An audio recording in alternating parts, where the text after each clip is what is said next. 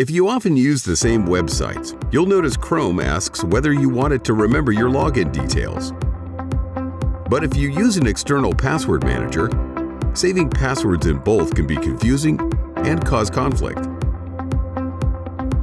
We recommend you turn off Chrome's built-in password manager. Here's how. Click your Chrome menu in the taskbar. Select Settings. In the Autofill section, select Passwords. Toggle off the settings for both Offer to Save Passwords and Auto Sign-In. And finally, once all of your passwords are safely stored in your password manager, remember to delete them from Chrome. If you don't have a password manager yet, they're one of our most highly recommended tools. Your manager will generate long random passwords, remember them for you, and automatically fill in login boxes.